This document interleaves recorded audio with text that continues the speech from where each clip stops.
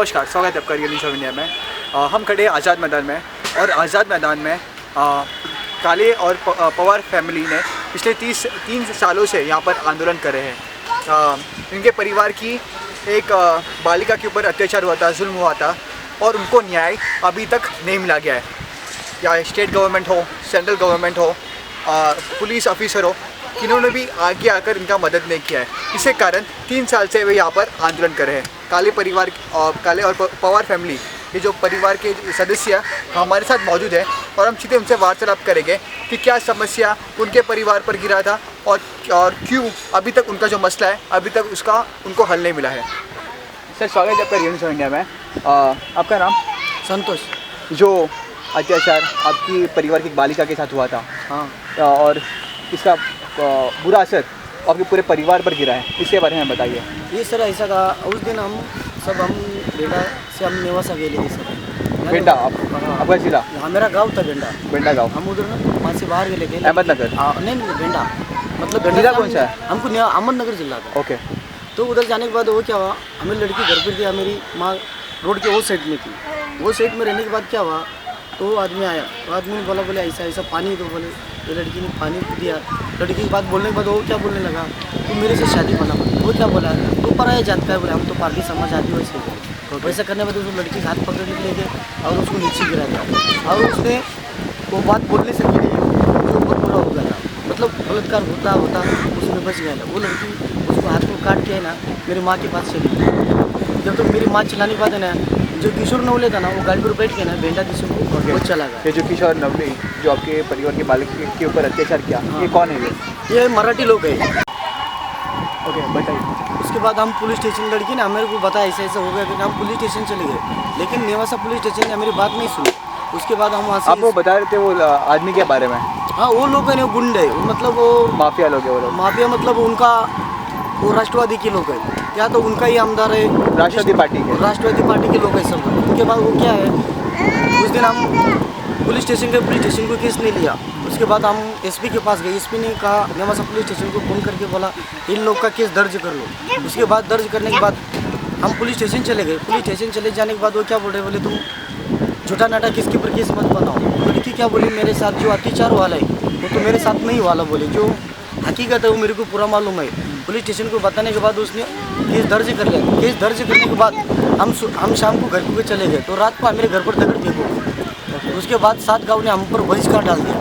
बहिष्कार डालने के बाद गाँव वाले क्या बोल रहे, तुम केस वापस लो, नहीं तो मेरे सब हम घर गिरा देंगे। उसमें से क्या, मेरा भाई का घर उसने जेसीबी से गिरा दिया।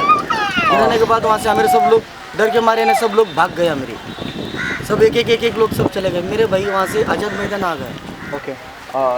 आपका जो मसला था, हाँ, जातिवाद का मसला था, इसलिए पुलिस ने आपको आपके साथ नहीं दिया, आपका समर्थन नहीं दिया। उसमें क्या हुआ, गाँव वाले वो बहुत बड़ी पार्टी है, उसमें गाँव वाले ने क्या किया है, सब पुलिस स्टेशन को पैसा भर के ना हमारे केस में एकदम पुलिस वाले ने उतना ध्यान नहीं दिया है। उसके बाद क्या है, 354 और 353 और 18 गुना दाखिल किया था हमने। आरोपी को 3 दिन में जमानत दे दिया कोर्ट ने, क्योंकि तो उनका पार्टी का आमदार है।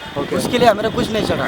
जो हमारा बाला साहेब मुरकटे थे ना, वो आमदार अभी बन गए, लेकिन उनका भी कुछ फ़ायदा नहीं है इसमें, क्योंकि तो हमको कोई मदद नहीं कर रहा। उसके बाद कलेक्टर साहब ने क्या किया, हमने क्या बोला, इस ज़िले में हमको रहने का नहीं। क्यों, तो पिछले साल एक घटना ऐसी घट गई है, वो तो आपने क्या बोलते हैं, जौखड़ में हत्याकांड हो गया। हत्याकांड में एक घर में के 3 फैमिली लोग को मार के फेंक दिया, इसको बोर में डाल दिया। तो हमने ऐसा सोचा 7 गाँव का बहिष्कार अपने पर गिर गया है, इसके लिए अपन को मार के सब मार को ऐसे फेंकने देना। उसके लिए हम वहाँ से भाग गए सब, एक आदमी आके ना आज़ाद मैदान नहीं मिला। वहाँ से हमने आंदोलन चालू किया। तो उसके बाद आंदोलन चलता मैं उसके बाद क्या होगा, 81-82 नंबर जो गेट नंबर है, सुदुवाड़ी तालुका मावळ जिला पुणे, उसमें कलेक्टर साहब ने हमारा पुनर्वसन कर दिया। मतलब उधर से पुणे में कलेक्टर ने हमारा पुनर्वसन किया। उसके बाद खड़से साहब ने कहाँ पर पुनर्वसन किया? ये सुदुवाड़ी तालुका मावळ जिला पुणे में, वहाँ बंद से पुणे में। हाँ, वहाँ से हमको पुनर्वसन इधर पुणे में कर दिया। करने के बाद वहाँ से हमने क्या बोला, वो गाँव में हम वापस जाएंगे तो हमारी फैमिली को मार डालेंगे। जब तक हमको न्याय नहीं मिलेगा तब तक हम आज़ाद मैदान छोड़ के नहीं जाएंगे। ओके, यह हमारे इतना ख्याल से। पिछले 3 साल से आप आज़ाद मैदान में हैं। सरकार ने, प्रशासन ने कुछ सुना ही नहीं आपका? कुछ नहीं सुना। सरकार बोलती तुम्हें वो जाके वो 81-82 नंबर जाके तुम रहो, तुम्हारे नाम पर ऑर्डर हो गया है, सब कुछ हो गया है। लेकिन कलेक्टर साहब बोलने के बाद ज़्यादा क्या बोलता है, तुम 7 करोड़ का मूल्य कान भरो। हमारे पास 7 करोड़ नहीं, 7 पैसे नहीं हमको खाने के बाद।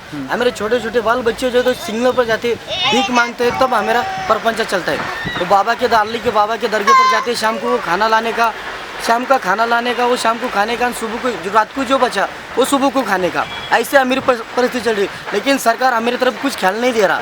सरकार को नींद लग गई ले। ओके, तभी आप अहमदनगर में थे, तो आप वहाँ पर आपके परिवार क्या काम करते थे वहाँ पर? वहाँ हम खेती में काम को जाते थे 300 रुपये रोज से। ओके, हाँ, अब उसमें क्या मेरे 3-4 बच्चे हाई स्कूल में जाते तो वो भी खत्म हो गए सब। ओके, तो सरकार प्रशासन कोई आपको कुछ मदद नहीं कर रहा है? कुछ नहीं, इसमें क्या फायदा सरकार को। एक आज़ाद मैदान में बैठ के ना हमारे 6 महीने के बच्चा भी चलने लगे। बड़े यहाँ पर ही उनका जन्म हो रहा है, यहाँ बड़े हो रहे हैं। अभी यहाँ मेरे बीबी को आके इधर आके एक बच्चा भी हो गया। तभी भी सरकार हमारी तरफ ख्याल नहीं दे रही। ऐसी सरकार को, मोदी सरकार को नींद लग गई ले। मोदी सरकार तो ऐसा बात बोलता है अच्छे दिन आएंगे, क्या हमारे मरने के बाद अच्छे दिन आएंगे, या ऐसा मोदी सरकार सवाल उठा रहा है।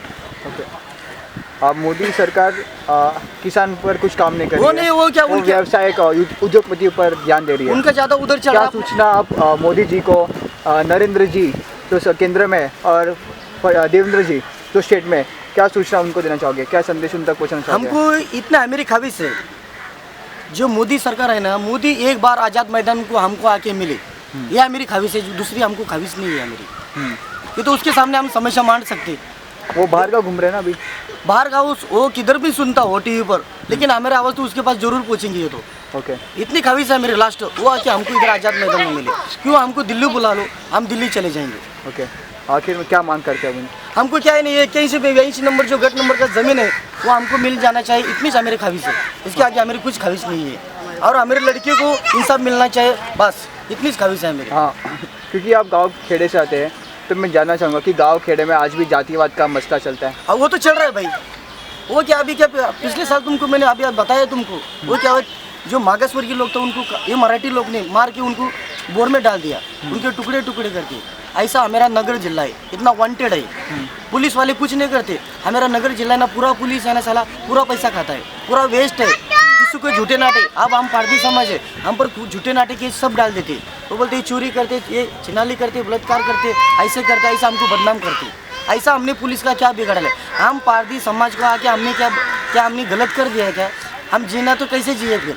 हम जीना चाहते अच्छे, लेकिन हमको जीने नहीं देते लोग। इसके लिए क्या करना मांगता हम? क्या मोदी सरकार ये बात पर सुन रहा है कि नहीं?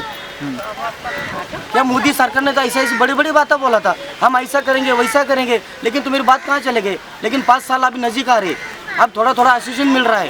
क्या फ़ायदा, किसी को तो नहीं मिला अभी तक। तो हमने तो इतने उनको पेटिशन दिए, लेकिन एक पेटिशन की भी सुनवाई नहीं, हम तक नहीं पूछा अभी तक।